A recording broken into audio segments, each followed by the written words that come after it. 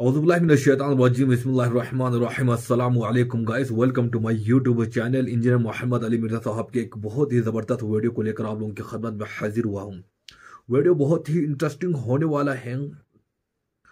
Video का मुतल्लुक जो है ना, आजकल एक जो ना खबर सोशल मीडिया या मुख्तलिफ प्रिंट मीडिया, अच्छा इलेक्ट्रॉनिक मीडिया पर उछल रहा है, यानी रेट यानी बिछड़ा को लेकर, जो कि हज़रत मूसा अलैहिस्सलाम के दौर में अल्लाह ताला ने हज़रत मूसा अलैहिस्सलाम से हुक्म किया था, या मूसा जा अपनी कौम को बता कि एक सुर्ख बिछड़ा कहते हैं कोई, एक कहते हैं कोई, मतलब बिछड़े को आप ज़बह करके ज़बह कर दे। तो उसको लेकर जो है ना, आजकल जो है ना, इसराइल भी इस बिछड़े को ज़बह करके इन्होंने हैकल सुलेमानी को यानी फिर दोबारा से रिकंस्ट्रक्शन करने का इन्होंने एक प्लान बना रहा है। आइए हम चलते हैं वीडियो की तरफ। ये जो अप्रैल 2024 का लोग इंतजार कर रहे हैं कि वहां पे उन्होंने जो 5 हाइफर मंगवाई हुई है गाय, उनकी कुर्बानी करनी है और उसके बाद उन्होंने वो एक्टिविटी परफॉर्म करनी है, टेंपल की तामीर दोबारा से शुरू कर देनी है, उसके लिए कुर्बानगाह भी उन्होंने बना ली है। तो ऐन मुमकिन है कि एक्टिविटी परफॉर्म ही ना हो सके। अगर हो भी जाए तो जरूरी नहीं है कि इसके बाद वो अगला मामला भी वो चला सके। ये ख्वाहिश बड़े अरसे से उनकी चल रही है, और अगर वो भी करने में कामयाब हो जाए तब भी इसका कोई दज्जाल के निकलने के साथ ताल्लुक नहीं है। वो अल्लाह ने अपनी मर्जी से ही निकालना है जब भी निकालना है। हाँ, उनका यह अकीदा है कि इसके बाद जब तीसरा टेंपल बन जाएगा तो हमारा मसाया आएगा। ये उनका अकीदा है, ये मुसलमानों का अकीदा नहीं है। हाँ, मुसलमानों का यह अकीदा है कि झूठा मसाया आएगा जो यहूदियों को लीड करेगा, और सच्चे मसाया ईसा इब्न मरियम है जो उस दज्जाल को कत्ल करेंगे। और इसके ऊपर मैं काफी दफा तफसीलन वीडियोस बना चुका हूं। आज टॉपिक नहीं कि मैं उसे डिस्कस करूं, आज इस मेन टॉपिक को हम डिस्कस कर रहे हैं। इस हवाले से जो इस वक्त टेम्पर्ड फॉर्म में तौरात मौजूद है, इंजील मुकद्दस के नाम से जो बाइबल सोसाइटी अनारकली लाहौर वाले हैं वो मुफ्त भी भिजवा देते हैं। वैसे उसका पीडीएफ भी प्रोफेशनल अवेलेबल है, गूगल के ऊपर अगर आप जाएं टाइप करें तो आपको मिल जाएगा। उसमें जो ओल्ड टेस्टामेंट है, तौरात, और न्यू टेस्टामेंट यानी इंजील, और बाकी अंबिया के सहाइफ और जबूर और बाकी जो छोटी छोटी किताबें हैं वो उसके अंदर मौजूद हैं। उसमें जो ओल्ड टेस्टामेंट है उसमें आपको एक चैप्टर मिलेगा, बुक ऑफ नंबर्स, गिनती का बाब। उसमें जो चैप्टर नंबर 19 है उसमें पाकी हासिल करने का तरीका, ये एक बकायदा पूरा चैप्टर है जिसमें ऑलमोस्ट 22 आयात है। उसमें जो यहूदियों के यहां पाकी हासिल करने का तरीका है, उनके प्रीस्ट के लिए या रिबाई उनको कहते हैं, वो उनके लिए वो ये है कि सुर्ख कलर की गाय को ज़बह किया जाए, और स्पेसिफिकली हजरत मूसा अलैहिस्सलाम के हवाले से एक वाकया उसमें मौजूद है। वही लेगेसी वो फिर आगे लेके चल रहे हैं। ये वाकया कुरान के अंदर भी आया, लेकिन जमीन आसमान का फर्क है दोनों वाकयात के अंदर। ज़ाहिर है हम तो वही वाकया मानेंगे जो कुरान में है। पहले मैं आपको बताता हूं कि तौरात के अंदर कौन सा वाकया लिखा हुआ है। तौरात के अंदर यह वाकया लिखा हुआ है कि मूसा अलैहिस्सलाम को अल्लाह ताला ने हुक्म दिया कि वो इस तरह एक बछड़े की कुर्बानी करेंगे जो शोख रेड कलर का हो। कुरान ने इसके लिए जो वर्ड यूज किया है वो शोख जर्द कलर है। अब जो लिंग्विस्टिक के माहिर हैं वो कहते हैं कि ये बेसिकली एक लैंग्वेज का बैरियर है। अरबी जुबान में उसके इक्विवेलेंट यही वर्ड यूज होता था। वैसे भी डार्क जर्द कलर और शोख रेड कलर ऑलमोस्ट करीब करीब होते हैं, लिहाजा इसमें ज्यादा तहकीक में पढ़ने की जरूरत नहीं है।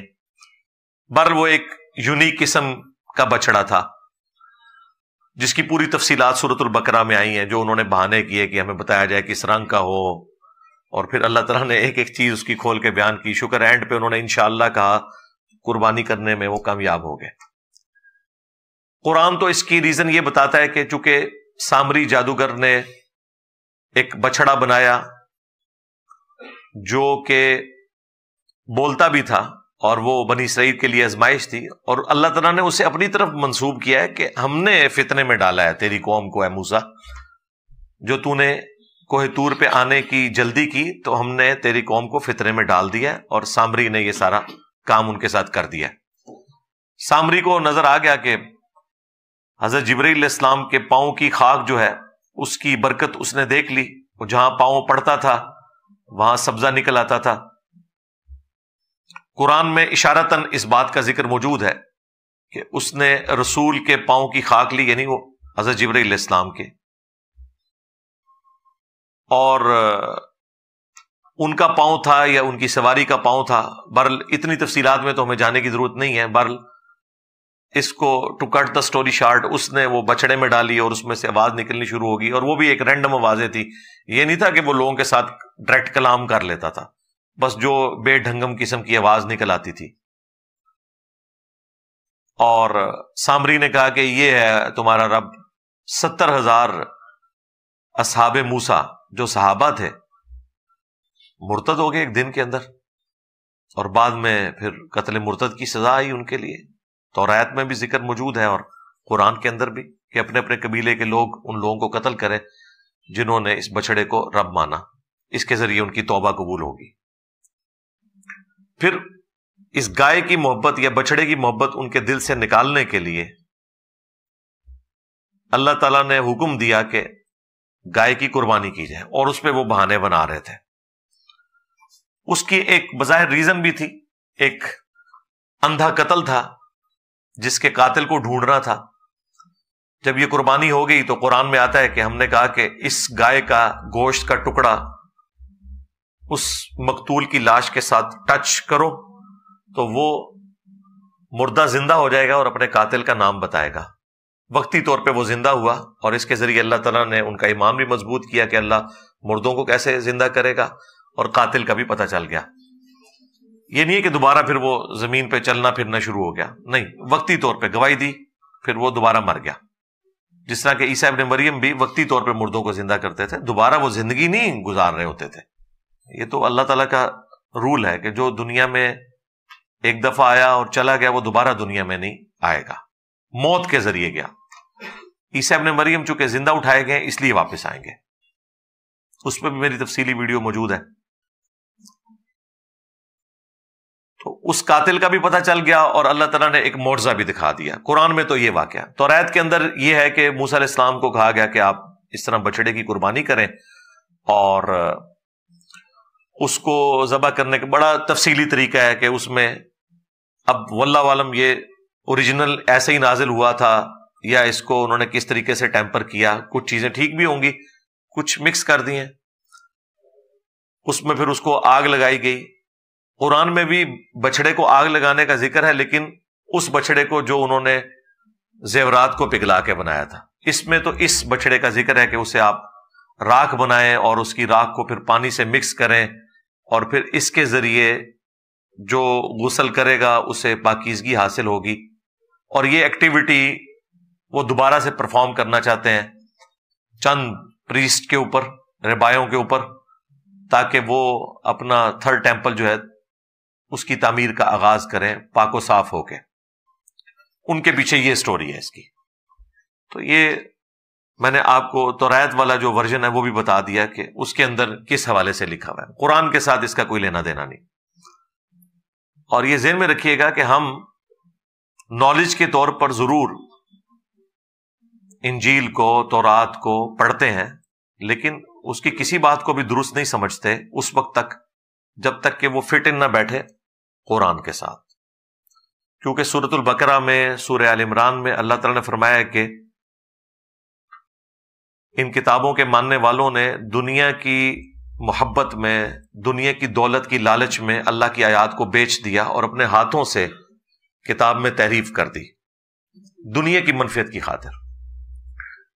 اب اس کا حل کیا ہے؟ وہ بھی سورہ آل عمران میں آیا کہ ہم نے تورات نازل کی تھی، اس کے بعد انجیل نازل کی، اور اب الفرقان یعنی اس کتاب کو نازل فرمایا جو حق اور باطل میں تمیز کرنے والی کتاب ہے۔